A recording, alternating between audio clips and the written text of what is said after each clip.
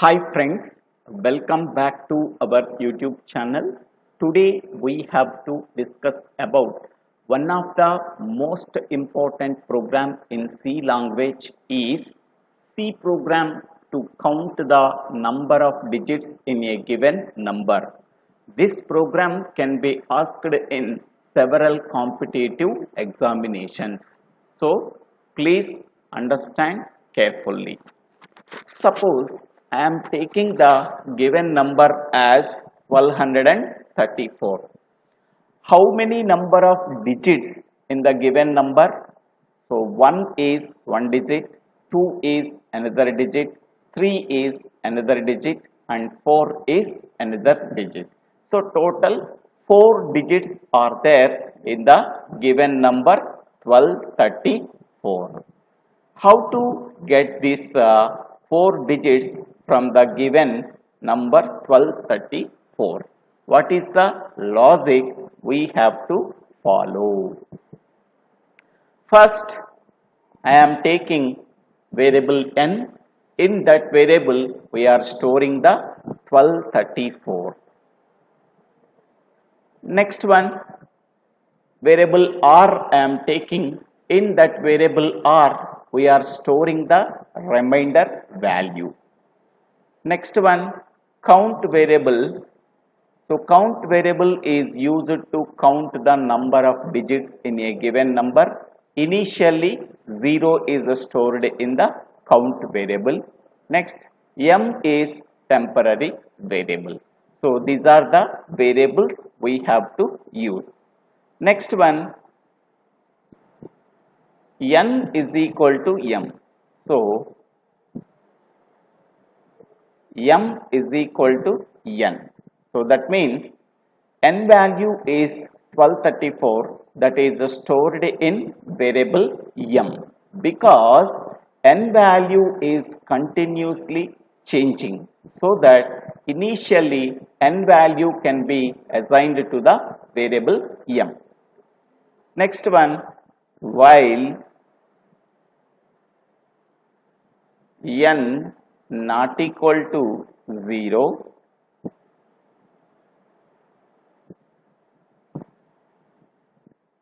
if this condition is true, the statements within the body of the while loop are executed. R is equal to n modulus operator 10. So R is nothing but remainder value we are storing by dividing the given number n with 10. Next one, n is equal to n by 10. The given number n is divided with 10. Whatever the result value we are getting, that result value is stored in variable n. Next one, count value is incremented. Count plus plus. These three statements are there in the body of the while loop. Next one, we are storing printf the number percentage d contains percentage d digits. So double quotes and comma m comma count. So this is the simple logic of the given program. Now we have to trace our logic.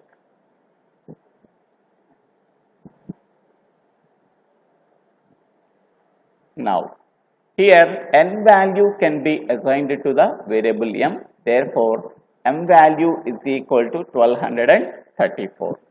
Now here, while n not equal to 0, so that means n value is also 1234 is not equal to 0. 1234 not equal to 0, condition true. If this condition is true, then the statements within the body of the while loop are executed. So that are R is equal to n modulus operator 10. 1234 modulus operator 10. So 1234 is divided with 10. What is the remainder value we are getting? That is 4. Next one, n is equal to n by 10. So n is equal to 1234 divided by 10. What is the result value we are getting? 1234 is divided with 10. We are getting the result 123. Next one, count plus plus. So count value is incremented. So initially count value 0. Therefore count value is equal to 1. After executing the statements within the body of the while loop, what are the resultant values we are getting? R is equal to 4, N is equal to 123, count is equal to 1. After executing the statements within the body of the while loop, again control goes to the while loop and check the condition. What is the new n value we are getting from the previous iteration? That is, new n value is 123. Now, while n not equal to 0, what is the new n value? That is 123 not equal to 0. So, condition true. If this condition is true, the control goes to the body of the while loop and execute the statements. R is equal to n modulus operator 10. So, n value is now 123, 123 modulus operator 10. So, what is the remainder value we are getting? That is 3 we are getting. Next statement, n is equal to n by 10. So, what is new n value? 123. 123 divided by 10. So, the result value is 12. Next one, count plus plus. Previously count value 1. 1 is incremented by 1. Now count value is 2. After executing the statements within the body of the while loop, then what is the new values we are getting? R value 3, N value 12 and count value is 2. Again control goes to the while loop and check the condition with the new n value, that is 12. Now while n not equal to 0, new n value is 12, 12 not equal to 0, condition true. If this condition is true, then the control goes to the body of the while loop and execute the statements within the body of the while loop. First statement, R is equal to n modulus operator 10. So, n value now it is 12, 12 modulus operator 10. 12 can be divided with 10. What is the remainder value we are getting? That is 2. Next one, n is equal to n by 10. So, n value is 12. 12 is divided with 10. What is the resultant value we are getting? That is 1. 12 by 10 is nothing but 1. Next, count plus plus. Previously count value 2. Now it becomes 3. So, after completing the third iteration, so R value is 2, N value is 1 and count value is equal to 3. Again control goes to the while loop and check the condition with the new n value that are occurred in previous iteration. New n value is 1. So, while n not equal to 0, so n value is 1, 1 not equal to 0, condition true. If this condition is true, then the control goes to the body of the while loop and execute the statements within the body of the while loop. R is equal to n modulus operator 10. So, new n value is 1, 1 modulus operator 10. 1 can be divided with 10. What is the remainder value we are getting? That is 1. Next one, n is equal to n by 10. New n value is 1. 1 by 10, we are getting the 0. Next one, count plus plus. Previously count value 3. Now it becomes 4. So, after completing the third iteration, so what is the new values we are getting? R value is 1 and n value is 0 and count value is equal to 4. So, after that again control goes to the while loop and check the condition with a new n value. New n value is while n not equal to 0, new n value is 0, 0 not equal to 0, that is false. Whenever the condition is false, the control goes to the next statement after the while loop. So while loop starts here and ends here, then the control goes to the next statement. Printf, the number percentage d contains percentage d digits. First percentage d for m value is 1234. The number 1234 contains second percentage d for count value is equal to 4. So the output is the number 1234 contains 4 digits. So this is the simple logic to find out the number of digits in a given number. Okay. Now we can implement this logic in C program.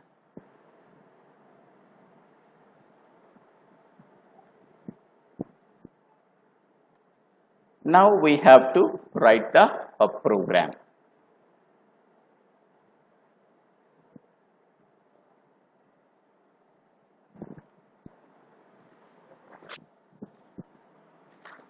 First one, hash include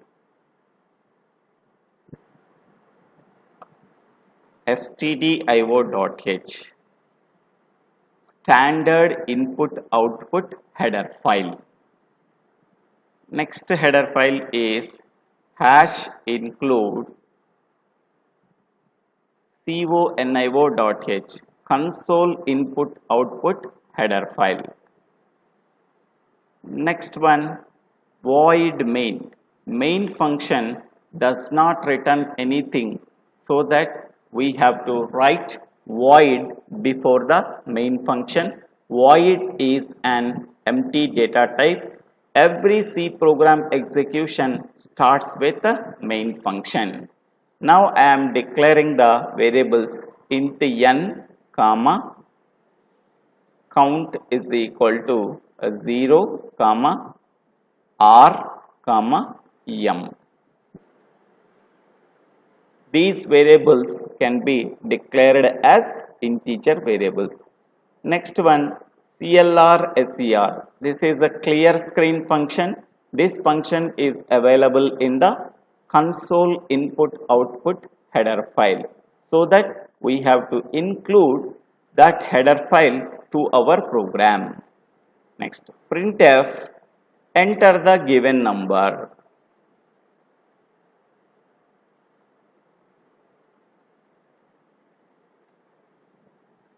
That number can be read from the keyboard by using scanf function. Scanf %d double quotes end, comma, ampersand n. So both printf and scanf functions are available in the standard input output header file, so that we have to include that header file to our program. Next one, n value can be assigned to the variable m. Next one, while n not equal to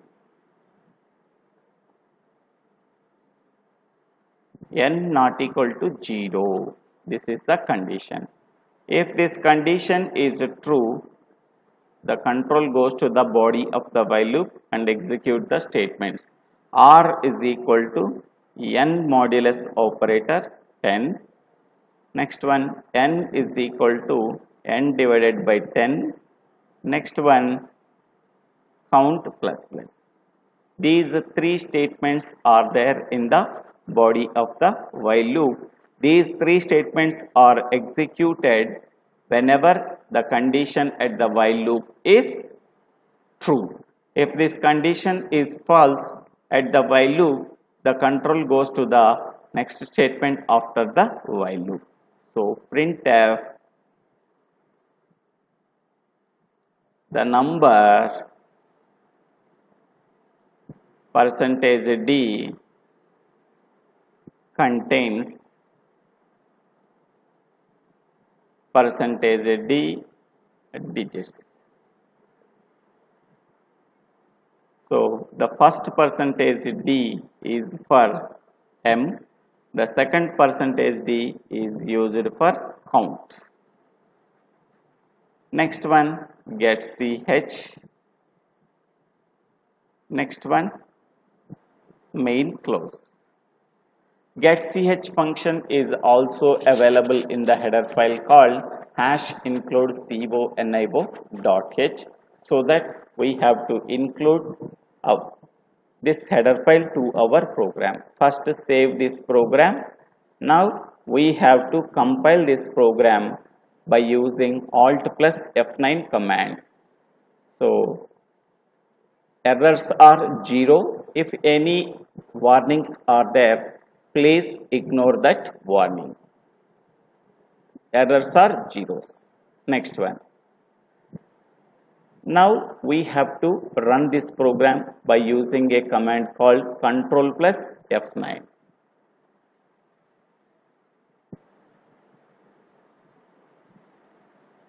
So see this one. Enter the given number. I am giving the given number as 1234. So see this one. The number 1234 contains 4 digits. Now again we have to run this program. Enter the given number. I am giving 32,123. How many number of digits are there? 5 digits. So see this one. The number 32,123 contains 5 digits.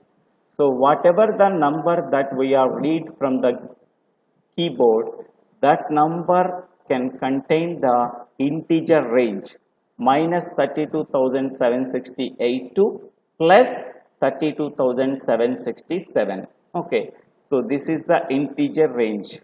Suppose I am giving 70,000. At that time we have to change the data type as long. Then we are getting the correct answer. Okay, so this is the simple program. So this is the logic and program for counting the number of digits in a given number. I hope all of you understanding this program. If you really understanding this program, click on the like button and share this video to your friends and classmates. If you have any doubts, please put your doubts in the comment section. I will try to clarify your doubts. Don't forget to subscribe my YouTube channel, Divvela Srinivasa. Thank you one and all for watching this video.